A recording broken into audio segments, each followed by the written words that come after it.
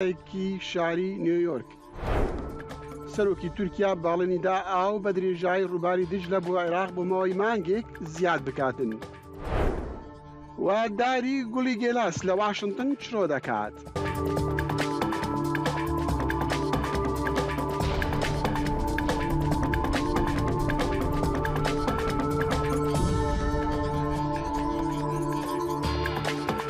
سڵاو و ڕێز خۆشاتنەوە بەرنامەی کورد کۆنەکشن لە دەنگی ئەمریکا لە واشنگتن. دۆناڵد ترامپ سەرۆکی پێشووی ئەمریکا لە بەردەم ئەگەری تۆمەتبارکردنەوەیەکدایە لەلایەن دادگای دەڤەری مەنهاتنی شاری نیویۆرک کە لە کاتێکدا نیویۆرک خۆی بۆ ئەگەری تند و تیژی ئامادە دەکاتن ئەگەر دادگا بڕیاری تۆمەتبارکردنی بداتن.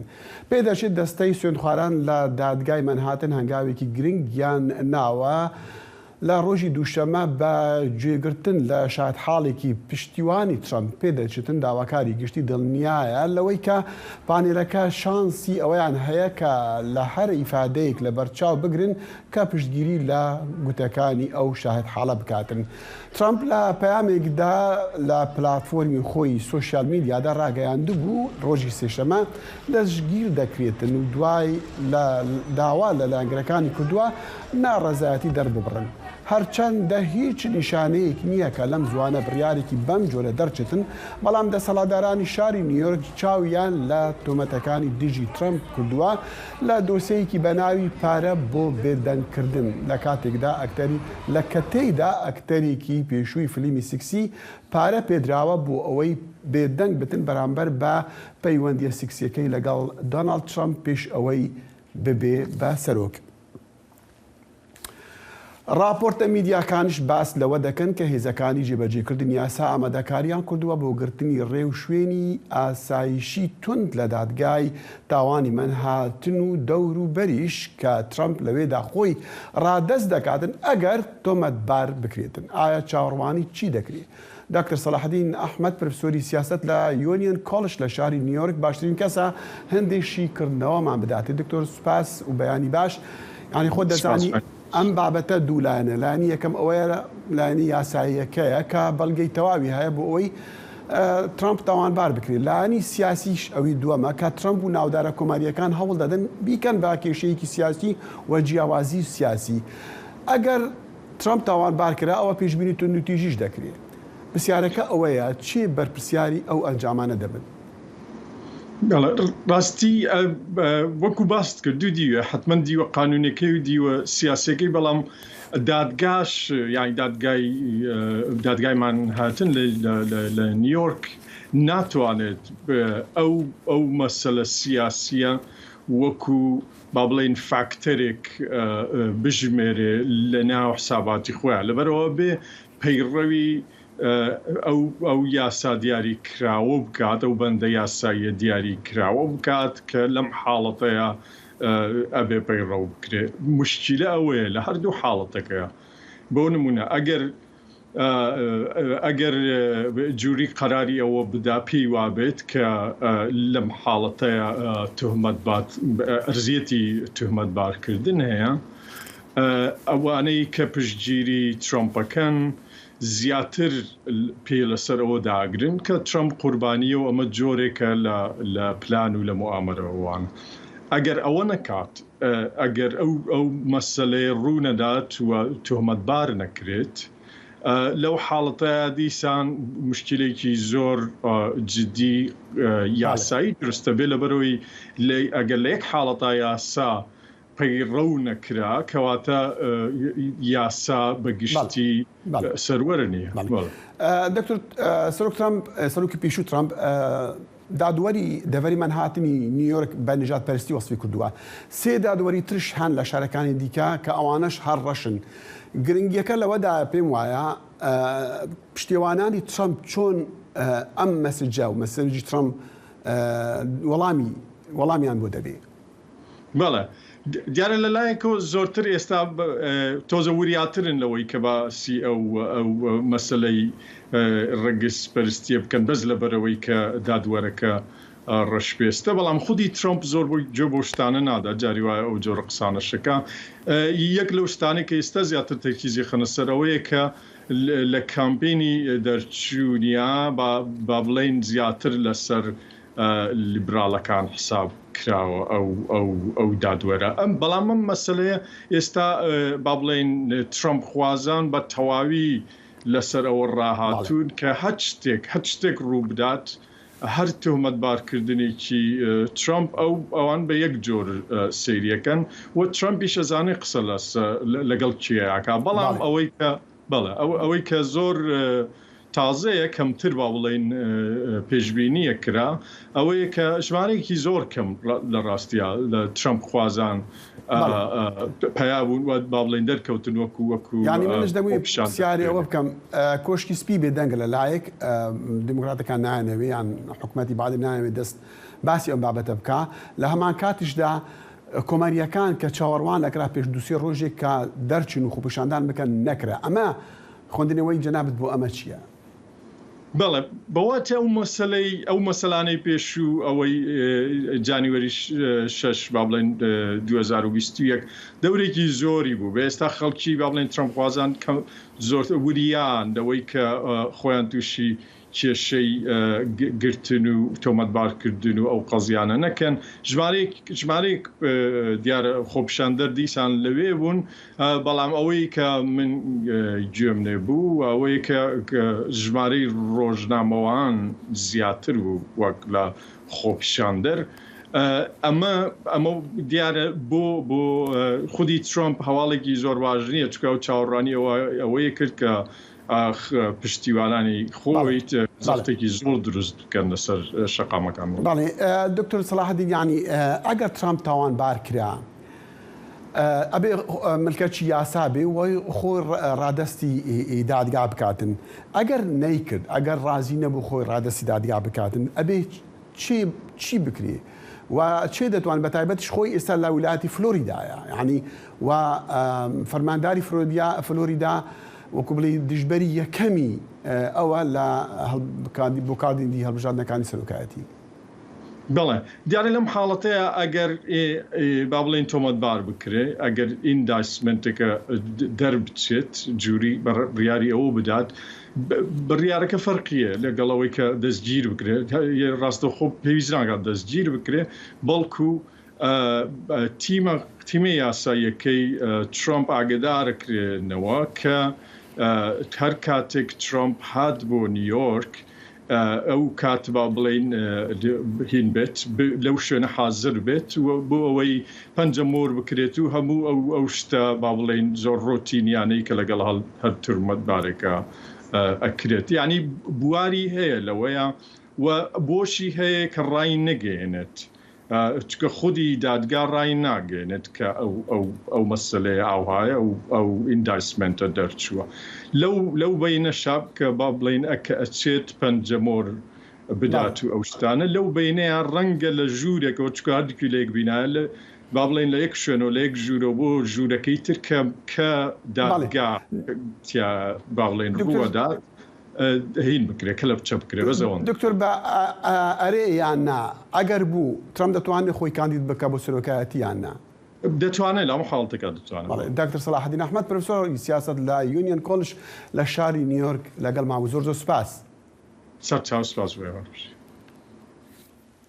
20 ساڵ دەرباز بوون بەسەر ئۆپراسیۆنا داگیرکردنا عێراقی ڕەدەپێڕا ئەو بە داگیرکردنا عێراقی هات نافکردن لە ساڵە 2003 سەرۆکیوی دەمیە ئەمریکا جۆرج دەبلیو بۆش دەسەڵاتە سەرۆکی یا شەڕی بەکار ئینا و فەرمانە شەڕی لە دژی ڕژێما سەدام حسێندا لێ بەری چەند ڕۆژان جواتە سیناتۆرین ئەمریکی داوی بوێ فەرمانە دەسەڵاتە شەڕی ئینا ئەرێ دێ ئەو کاریگەریە بکە سەر هەبوونە سەربازوێن ئەمریکی و هەبوونە ئەمریکا دی عێراقدا دکتۆر سەلوان ڕەشید شنگالی کار برێڤە بەرێ بالۆزخانە عێراقی لە واشنگتن میوانی کورت کۆنەکشن بوو و بەری هەر تشتی بەرسڤا وێ پرسیاریدا. ڕاستی ئەف بابەتە ئێکیشوان یاسایە بوو لە ناو کۆنگرێسێدا پەیدا بوو بەش ساڵە 2003 کۆ دچاوە ئیدارە ئەمریکی هێزێ بکارئێنێت لە عێراقێ ما وەکو حکومەتە عێراقێ ئەم الگەل هەندێ بووین ئەمە کار کردیەک و ئەف یاسایە نەمینن ئەم شرەخێکێ بێژین ئەم پارتنەرە استراتیجینە الگەل ئەمریکا و شرەخێکێ هندك ياسا هبن بوبكار إينانا هزي لعراق يعني تايتلي ويبخو ويشكلية هرچند وزارة خارجية أمريكي بنتاغون الجل حزب ديمقراطي الشبيجم بعام يعني وكو أغلبية الجل نهيلانا فان ياسابو هندك لاين اندي هبون كو حسكنا في ياسايا بمينت كو وكو أداتك بتدست رئيسي أمريكي ده هر وقتك حسكر كو بيت بكاربينت العراق دشيت قال فيجي قال لك لا ينهبوا الكونغرس دجبون وأز سحكي منو كيف بروسيس بريفا تشتكو أو ياسانا من النبر قال لك لأن العراقي دجي هبونا أمريكانا دي عراقي ده بله يعني أو حتى چندي تبيجي كاريگري لسر حزا أمريكيان الحقيقة كو دي عراقي بميلين يعني ببنا أفكارك يعني شريكك استراتيجية عراقيان عراق دولتك ديمقراطية قال لك لاين لي هنا هر لاينك جيشيت دربرينش بوچونت خوبكت بويشي وازيوي بفيت او لاينت دجي كو ولات امريكا كو هيزن خو هبن عندك هنا دجي كو هيز هبت عندك هنا دجي كو بيوندي هبت بس افلاينا نا او لاينا كو قالك ده تاثير خو هبت سر قرار حكمته حكمة عراقي قالك رون بو اشكرا بو كو حسكت باشترين بيوندي هبل قال واشنطن اف بروسيسا بردوامه ما قالك جارانتيجي بيشكيش كيرنا بو اداره امريكيه واشنطن كو ام برف هندتشين كو اف بيونديا باشتر ليبت چه هماهنگی هبت نوبرا هيزن امريكي يان مستشارة امريكي العراقي اوها تيجاشتنت باشل سروي بابتيت هين حكمة عراق بردوامك وجارانتي بدات كو بالوسخانة أمريكي وهر لاينك أمريكي فرمي ونفرمي جي كل عراقي هبت الجير حماية حكمة عراقية وهول دين كو أو كسن يعني أو دنجتهين أو حسكن تيجدن في بيوندي چه بين رازي كرن وهكنا جي ممكنه يعني بريارك هبتش لا حكمه هبتش جوا دكتور سروان ازي بحثا ايراني بكم بسلامنا داويه اللي بري من تخاص بكورتي بزانم تشا باشا روجا وين ريكتنا استراتيجياني فكا واشنطن وبغداد دبيني باشا روجا بي تشابا راستي اباكش جرينترين بيوندي بريكو في اتفاقيه تذكرن امنكت اتويقونا غدانا كودشا بجهئينين او كوبون تاتي نكرن الهيفا دو لواشنطن راستي و ايكشوان بابتا بكودشا بجهئيني في اتفاقياها نكمل برا اتفاقياش حفت بابتا بيكتت يعني مسألة بيوندي لشكري وامني ومسائل ديت زراعته وخاندنه وأف مسألة هميته ده نوكا استراتيجيا أمنوكا بكارتينين أم ميكانيزم أو كود تركيز بتر اتكرن سروان بابات العسكري أم نشن بيجنكو أم ولاتكن أم بارتنر استراتيجينا بس دي وي وقت أبي اتفاقية بكارين هكهاتو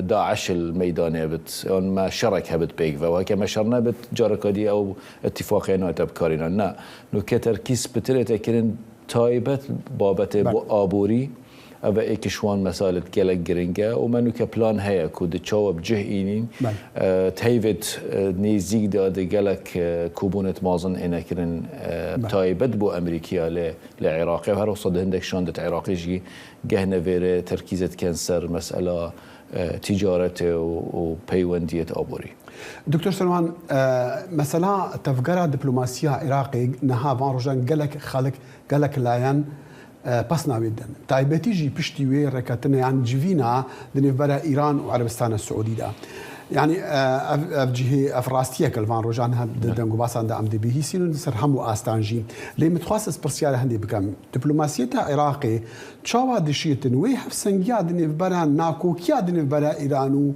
وسعودي دا ايران وامريكا دا راغرتن لدمكيكو عراق دناف وي دنيف برا واندا بتايبت جي ايران دي بيجن قال لك يدا صلاته دي عراقي بله راستي عراقش دسبيكي هول دايا كو بالانسا كي بيختفي بيونديا ان ناكو كيت ات ايران الجل امريكا. ايران بوما واقعك ميجويه واقعك جغرافيه وهر هو صا بيونديا وملقى الامريكا جي امريكا بحسب بشتي 20 صالات كاينش اوبراسيون العراقي هر دولا بوما قالك ادجرينجين حتى نكا عراق سركفتي بكوي بالانسيرا بقرت عراق هول دايا كو ويتي جهشتني عن نوعك وساطي بيدا بكت بين أمريكا والجل إيراني ترى دكي هروسا عراق بردوام بوتوي وساطنا بين السعودية الجل إيراني هروسا بسوباسيفا لاين إيراني لاين السعودي درست جاشنا نكا بيجم هندك تيجاشتنا نزيق بونا كبريكا الصيني بل هر دولاين إنكار نكرنا مورا عراقيات داو صدا صد يا دياربو عراق از بارد من دي بردوام بت دفي بروسيستا حتى كصينجي يعني لاعب رئيسي بت امجي قالك سفاسيا تتكن ودس خوشيل تتكن وهي فيها سركاترين بو تتكن وكا دبلوماتيكي عراقي كرد ليرة لواشنطن زور سپاس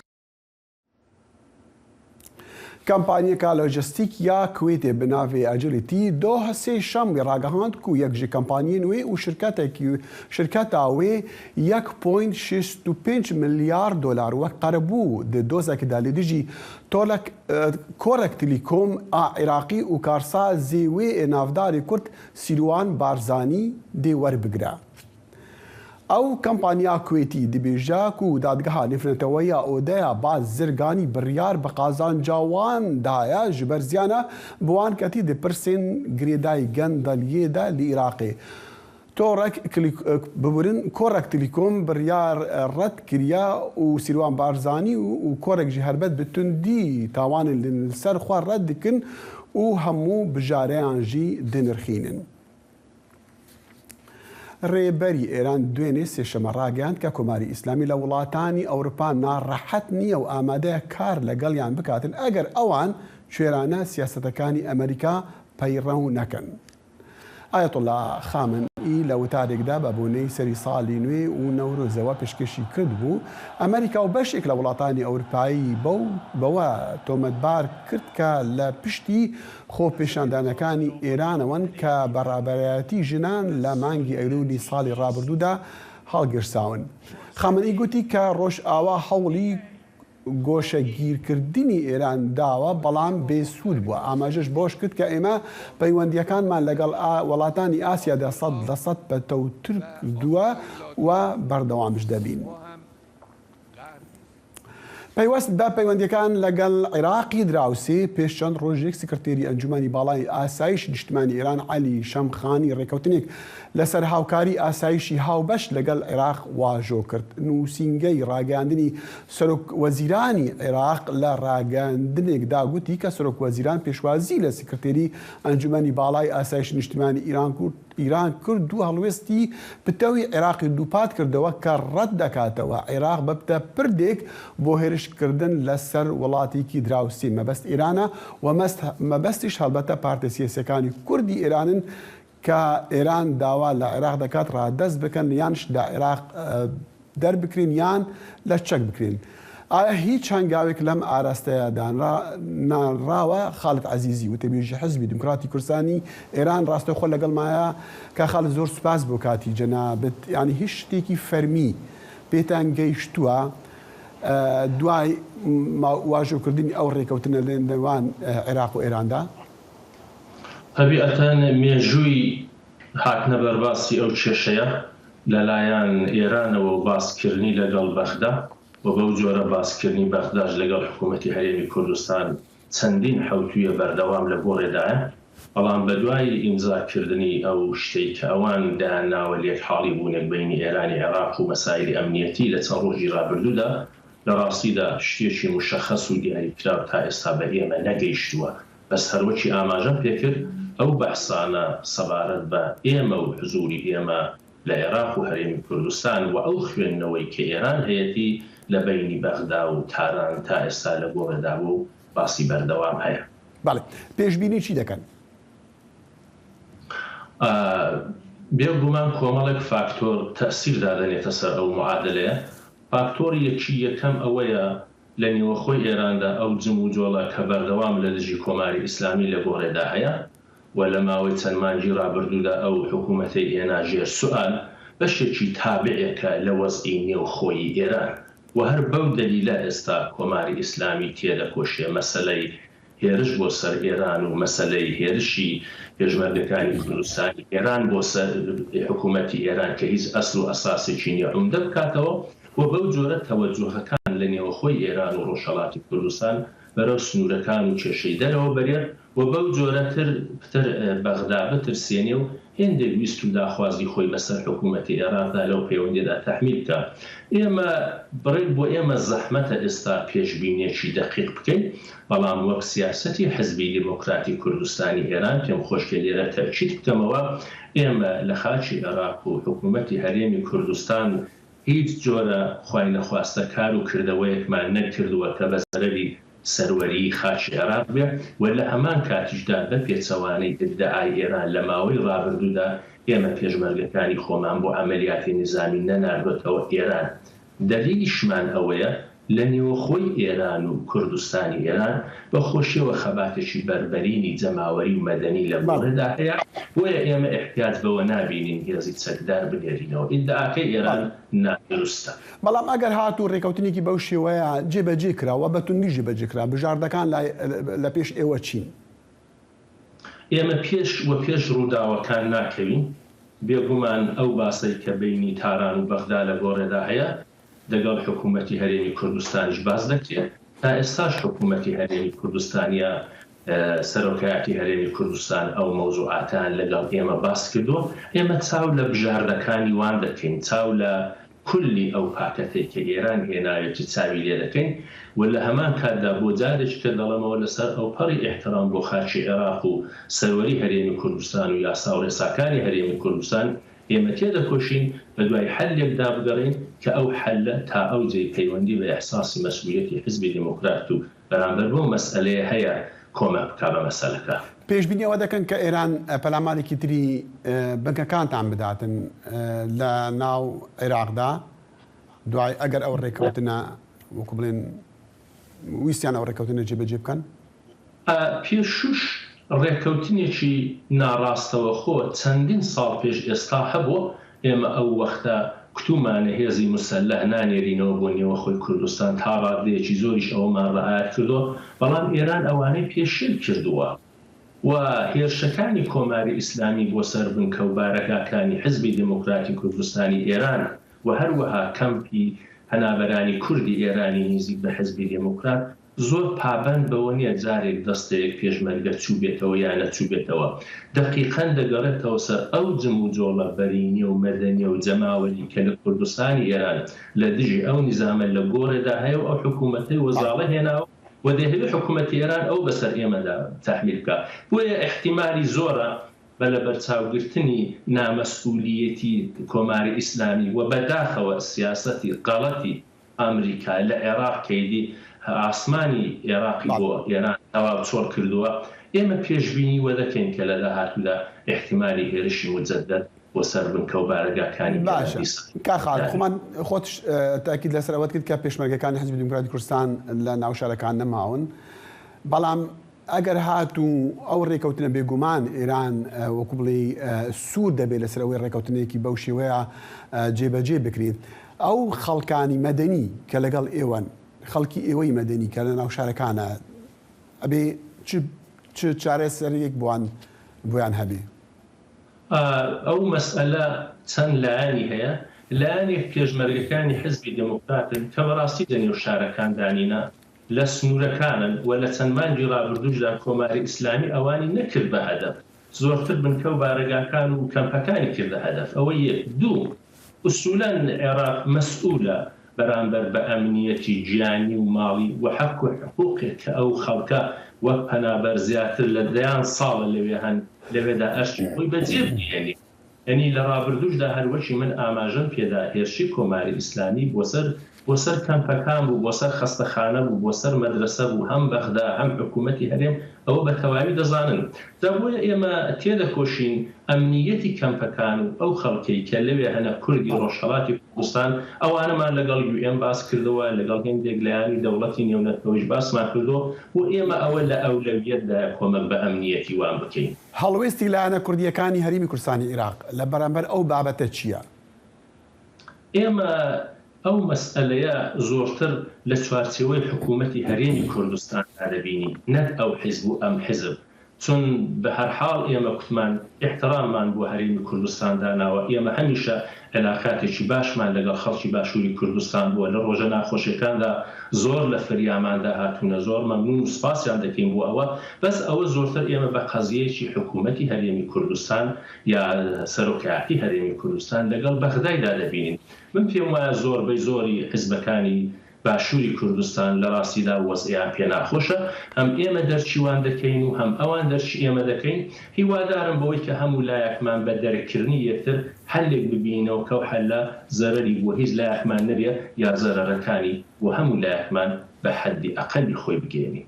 خالد عزیزی وتەبێژی حزبی دیموکراتی کوردستانی ئێران لەگەڵ کورد کۆنەکشن بوو، زۆر سوپاس دەکەم. زۆر سوپاس بۆ ئێوەش.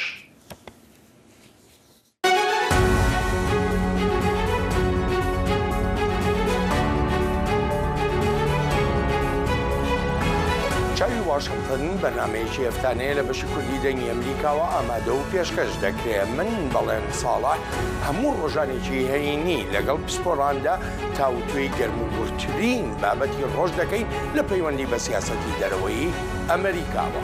لەگەڵمان بن.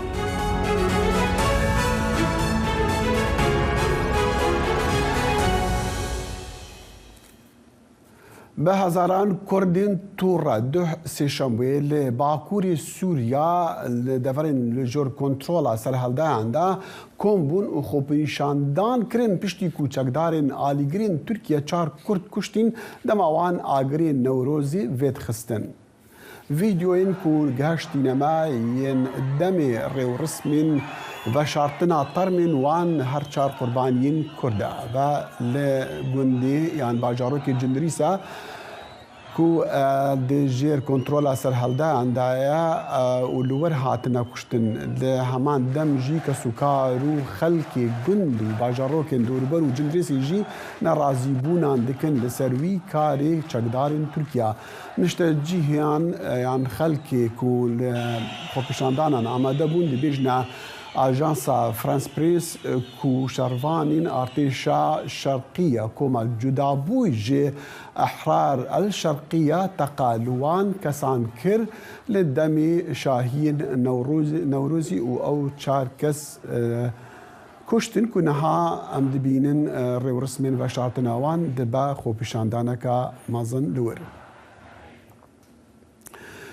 دو روژان پشتی هفدیتنا به نامزدی سرکوماریی اپوزیسیونا ترکیه را کمال کلجدار اوغلو اتفاقا کدو آزادیا آلیگرا کردان بسروکاتیا هدپی جی ایرو چارشمی داخویانی که ده که او دی هلبجارتنان دا پشتگیریا کی نامزدی هلبجارتنین سروکاتیا ترکیه بکوی پشتگیریا کلجدار اوغلو بکن یا نه پیامه دگی امریکا ایوب دمیر به مره ایوب دم باش یعنی هطانها داخویانی وان درکتیه اگر درکت و چدی بیجا و اتفاق آزادی و کد نامزدی خود دیار نکرنه چما یعنی بت چواتای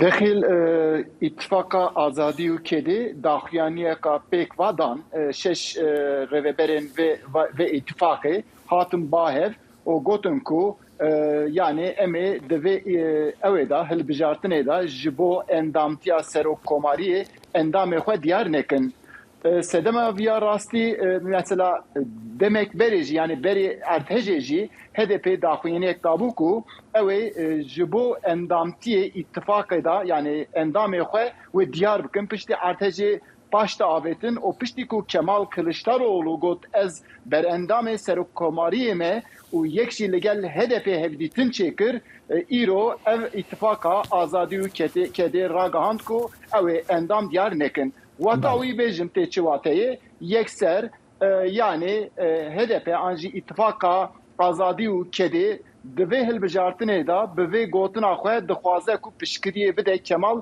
Kılıçdaroğlu. Bi rastî di vê derê da dîsa yani em bêjin kerenke. Belê Eyûb min dixwaz bêjim jî di hilbijartinên borî jî li hilbijartinên ku nimûneya herî diyar berçav ya eşaredarin ya Estenbolê bû dema Kurda dijatiya namzedê Erdogan kirî tedî derneket. Dîsan jî tê gotin ku her demekî ku Kurd piştgiriya layanekî bike ew ê serketî hilbijartinan be. Ev têgihiştin niha heye li Tirkiye? Rastî li vê derê da dexîl îttifaka komarî an îttifaka millet civana kîjan wê serkeftî be dikarim bêjim ku hê di nav medyariyeka mezin da ye. Ji bo çi rewşa aboriya Tirkiye an jî pêşketinê ku li Tirkiye derdikevin pêş rastî îttifaka komarî lawaz nîşan dide. Lê destelatî dibin destê îttifaka komarî da cî digire. Aliyê din da jî Kemal Kılıçdaroğlu wata ku namzetiya xwe diyar kir bivê nevê yani girseyeka mezin ana ket nav hêviyeka din. Yani got dibêjin ku mesela alternatîfek êdî derkete pêş. Lê rastî eva dikarim bêjim ku piştî mehekê baştirîn xwe wê diyar bike ji bo ku anketê ku bên çêkirin an jî lêkolînên ku li ser vana bê çêkirin wê viya baştir diyar bike. Aliyê din da tiştekî din jî heye ez dixwazim behsa wî jî bikim. HDP serî li makezagona kanûna destûra bingehîn dabû ku mesela 11 Nîsanê da parastina HDP ya devkî wê biba. Lê HDP daxwaz kiribû ku ev piştî hilbijartinê were çêkirin îro mehkemê ragihand ku got ew daxwazê wan red kir. Yani yê HDP yani 11 Nîsanê da HDP wê parastina xwe devkî bike. Lê batawiya çi ye? Hema bêjim HDP بله أيوب من دخواز بحثي بابتك دي كم وقت ما قال كي كم من دخواز بحثي عندي كم هناك دنجوباس هبون لروجن آماده كارين جشن النوروزي قال خلق هاتنا قرتن تجزان ياري هنا بترلي كودري هاتنا قرتن جبرتي هاتنا قرتن داخل راستي نوروز لکی داری لکی جان قادگاوا به پیروز کردن آستنگی دردی کهون بره نوروز بره داجی وستابو دوی نوروز دا وستابو مثلا پرسکریک دوارین جلوبرگان دا درخستن کسیم کو جلوبرگی کردی لخواد کر پیشی آواندا آستنگی درکت آنجی دویجیون کو سلوگان کو هاتون آبیتن جالیه هن کسا دیسا او yani او کساتن گرتن لراستی هم اما هر سال پرسکریکانا دردی کهون جبو هالبجاتنا عن فاقرن يعني أفشاندي وبتعبد جي بشتي تدي دوما بسر عرض هجرة درباز بنا وهيشتا تركيا دنا عليه دردكي قال كي ما ظن دا بتعبد جي وان دفرين كو راسي عرض هجي بنا جبو هالبجاتنا لوان جها تشتيكرن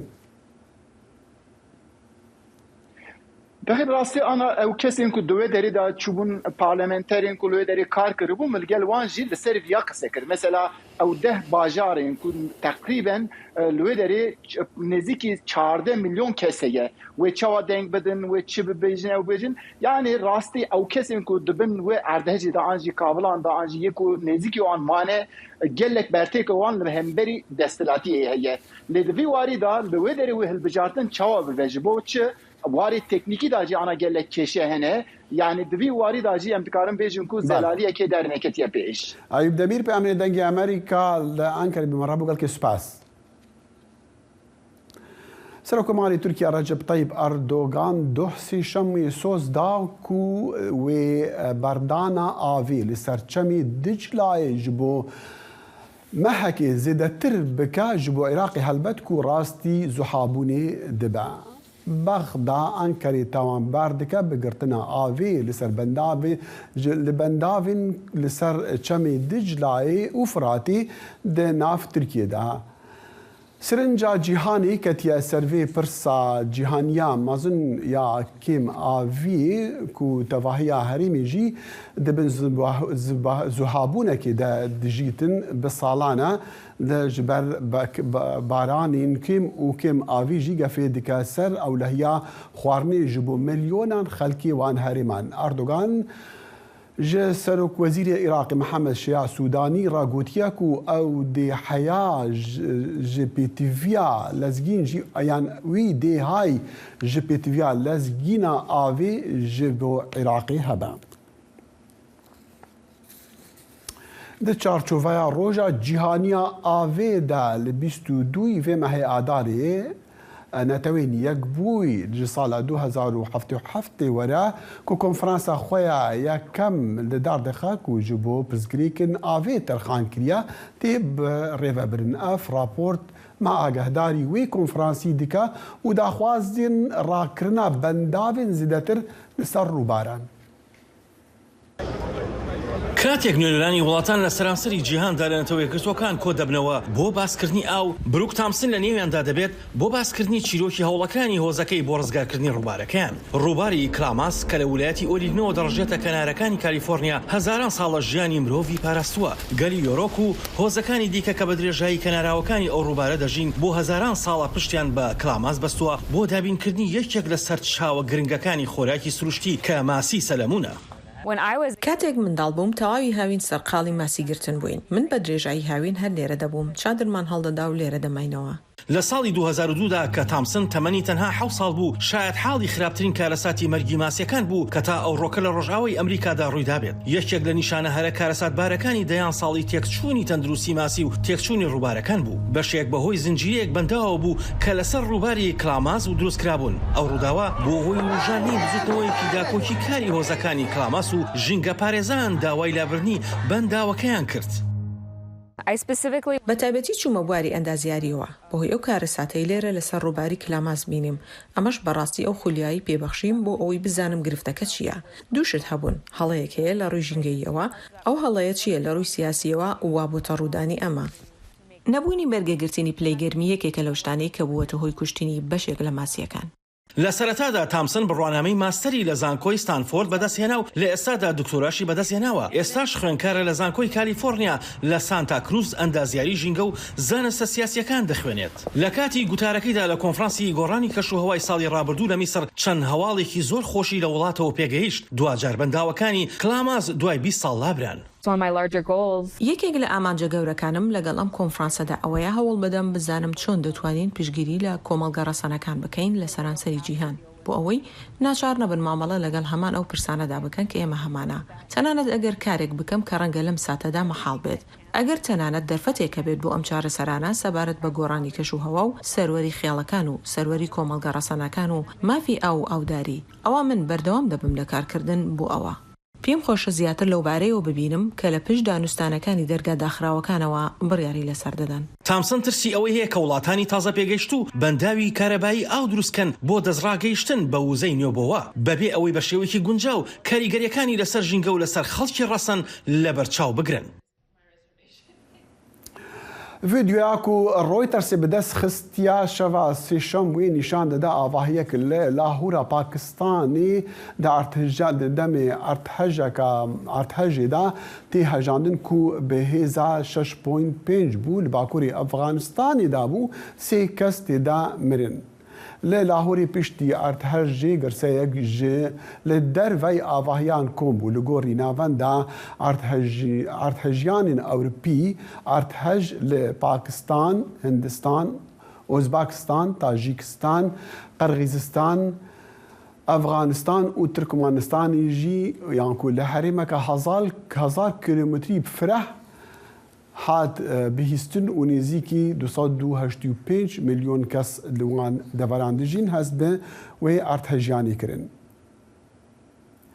کاریگەریە سوشیال میدیایان میدیایە جواکی لەسەر زارۆکان بە تایبەتیژی لەسەر زارۆکن دبستانان چەندی مەزنە ئەمێ وێ راپۆرتی تەماشە بکەن. لە دەمێکی پێشوەختی ئەم ساڵدا خوێندنگە گشتیەکان لە سیادڵ دۆزی یاساییان پێشکەش کرد و گوتیان کۆمپانیەکانی سۆشیال میدیا زیان بە تەندروستی مێشک و دەرونی خوێندکاران دەگەیەنن. ئەمە داوایەکە بۆ ئەو کۆمپانیانە هەتا هەنگاوی باشتر بنێن سەبارەت بە ڕەفتاری نابەجێیان ئەوەی پەیوەستە بەکردە ئامانجی منداڵان. بەڕێوەبەرەتی خوێندنی ناوچەی باکس لە پەنسیلڤینیا ئەویش بەم دوایەنە ناوی خۆی هاوپێچی لیستی دۆزی یاسایی کردش بە کۆمپانیەکانی فەیسبوک و ئینستاگرام و تیکتۆک و سناپچات و هەروەها یوتیوب دەڵێن گوایە بەکارهێنانی سۆشیال میدیا پەیوەندی بە تێکچوونی دۆخی هزر و سۆز و ڕەفتاری منداڵانەوە هەیە لەوانە هەڕەشە و ترساندن و تێکچوونی نەریتی خواردن و دڵەڕاوکێ و هەروەها ئاکامەکانی دیکەی پەیوەستن بە خۆکوشتنەوە. لام سیر نابێت کە هەتا کۆتایی ئەمساڵ ناوچەکانی بەڕێوەبەرایەتی خوێندن و فێرکاری لە سەرانسەری وڵات دۆزی یاسایی هاوشێوە پێشکەش بکەن. ڕەنگە لەو بارەیەشەوە یاسا بەدی بکەن کە لەلایەن وەزارەتی پەروەردە و فێرکاری و هەروەها دادەوە پێشکەش بکرێت.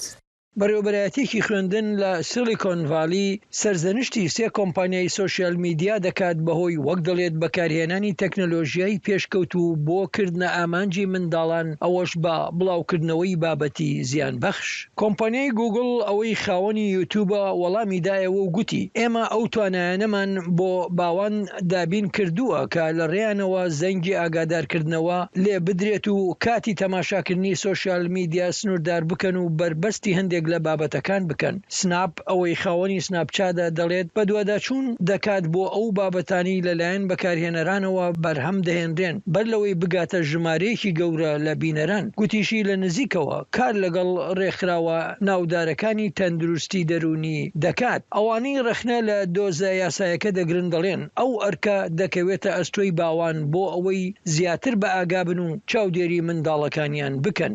سمکۆ عەزیز، دەنگی ئەمریکا. کۆمەکیان دەستەیەک ژێ پسپۆرن ئارکۆلۆژیین فەرەنسی لە مووسڵێ ناژ بۆ ئالیکاریە دەسەڵاتدارên خۆرجیهین عێراقی لەوی باژێڕی بکن ji بۆ چارەسەر یا چاکردنەوە بدەهان پاشماین کەڤنارین کوڤەتگەرنا بەری هەزاران ساڵان ئەو پارچە ئەو پاشمایە ji aliyê کۆمەڵە دەوڵەتە ئیسلامی داعش ve hatine wêrankirin dema wan bajar kontrol dikir di sala 2014 de. Peyamberê dengê Amerîka Kawa Umer ئەم راپۆرت شاندیان. لێکدانا پارچên پەیکەرên ku temenê wan hizaran sal e ku hinek ji evan peykera bûyne sedam hezar parçe karekê gelek zehmet e lê mêjoya Iraqê di van peykera da dihête dîtin ku beriya hezaran sala xelkî çawa jiyan dikir û çi împaratoriyek li vî welatî hebû. Serdemê Daeş mozexana Mosilê hateş navbirin û beşekê parçên giranbeha hatine dizîn û beşekê din parçe parçe bûn. Niha kart hêtekirin ewan peykera wekû berê vegerînin.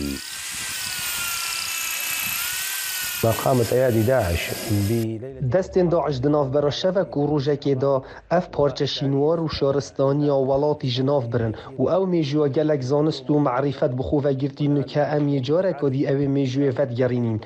Rêka nîjenkirin û lêkdana evan parça.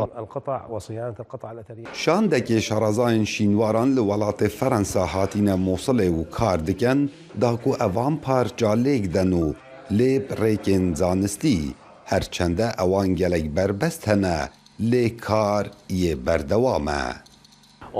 Em hatîne ji bal mozexana Lover ji bo karê lêkdan û nîjenkirina parçên şînawarî lê mozexana Mosil. Em rêka kesanên şaraza xwe karî encam didin û her wesa bi rêka tîmeka Iraqî em hevra kar dikin.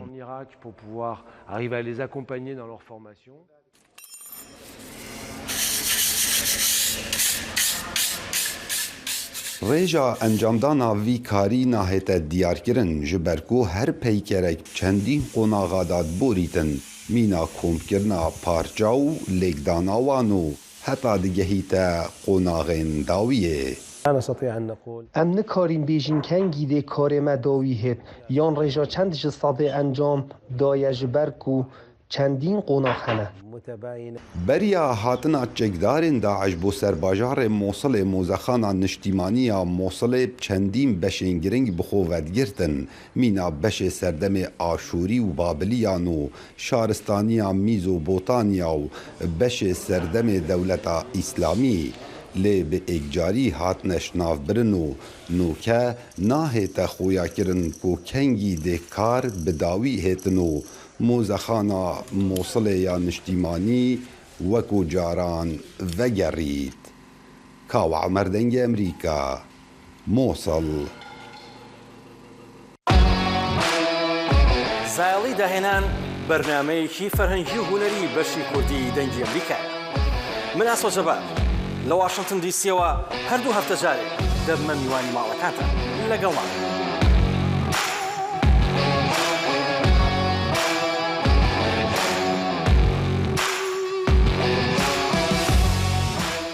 سترابێژە ناودارە کورد جانی نەها ji bo beşdarî ji pîrozbahên Newrozî seredana New Yorkî û wilata New Jersey dike canî yan tê naskirin bi navê hozan can ji berxebatên xwe yên siyasî û piştevaniya mafên jinan çend salan li Tirkiyeyê hat zîndankirin. Peyamberê dengê Amerîka li New Yorkê Sinan Tûjdemîr bi canê re hevpeyvînek saz daya û ji me reşandiye. Evin evin evin aman Hunermenda bi nav û deng Hozan Canî him di çarçoveya pîrozbahiya Newrozê û him jî jaliyê netewên yekbûyî ve ji bo civînekê derbarê mafê jinan a newnetebayî hate Amerîkayê. Hozan Canî ji bo dengê Amerîkayê him kilam got û him jî behsa ziyareta xwî Amerîkayê kir. Bi taybetî Newroz serî da ji bo Newrozê hatin. Newroza îsal ji bo me pir giring e, ji bo gelê Kurd pir giring e, ji bo jina Kurd pir giring e. Me xas em dengê xwe bigînin çar aliyê dunyayê, me xas em Newrozê jî li vê derê jî bi coşekî mezin tevlêbûna gelê me yê Amerîka û nêvanê wan ê Emrîkî ve em tevlê bibin, coşa xwe pîroz bikin. Wezê ji delalê dilê xwe ra şerjê kimiya sora serberanê gavadê yo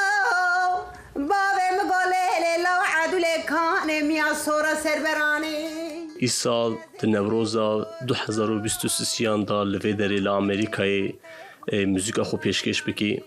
Her wiha em bêjin peyama te ya îsal ji bo Newroza îsal çi ye? Ji bo Newrozê dixwazim pêşeroja me hilbijartin heye. Pêşeroja me ji bo mafê jinê em di vê Newrozê da wekî bikin sembolekî em bi ser bikevin, em Kurdistanê bi ser bixînin, em maf û ziman û çand û kultûr Kurdî tevê Newrozê salê werin bi azadî em pîroz bikin, divê em hilbijartin bi taybetî bi ser bixînin.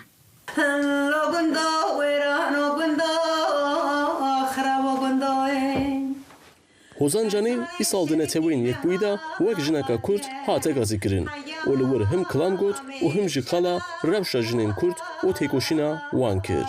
Netewa yekbûyî ji bo hevalê ku jinê ku di zindana da binê tecrîtê da ez jî 3-4 sal di zindanê da mabûm ji semînetê zindanê û mafê jina Kurd çar perçê Kurdistanê di çi rewşî da ye em di yeka netewî da em nîqaş bikin.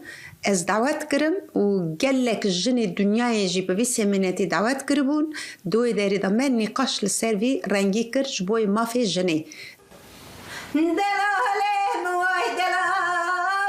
Hozan Canî di hevpeyvînê da balkişan li ser zimanê Kurdî jî û got ku divê Kurd kar bikin ku bila zimanê Kurdî li Tirkiye bibe zimanê fermî. Kultur zimanê te nasnama te ye.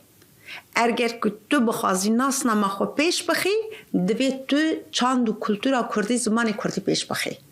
Evaya jî li vê derê bang dikim li dayîkê Kurd her malî da, her dibistanê da zimanê zarokê xwe bi Kurdî bixwînin, bi Kurdî binivîsînin, bi Kurdî biaxipin, bi Kurdî ji hev hez bikin. Hez kirin bi Kurdî xweş e. Çimkî nasnama gelê Kurd e.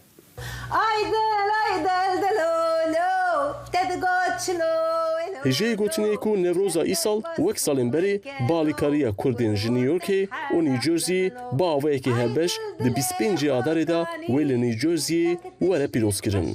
سینان تونجتمیر دنگ امریکا نیوجرسی. و به هر حال در گلاس لیره واشنطن پایتخت امریکا ود بن و کلیل کان ددن فستیوالا بناوی چری بلاسم جی دست به دکا کارمندین پارکین نفنتوی رادگهیان اجتماعی لامریکا رادگهین کو گلودانا داران و فستیوال ل 22 دست بکری حتی 25 و مهی بری سال 12 سالان شهرداری ژاپنی او در گلاس کرندیاریش بو امریکا. حتی برنامه صباح یاکوت کانکشن هر شاد و بختور بودن. خدا حافظ.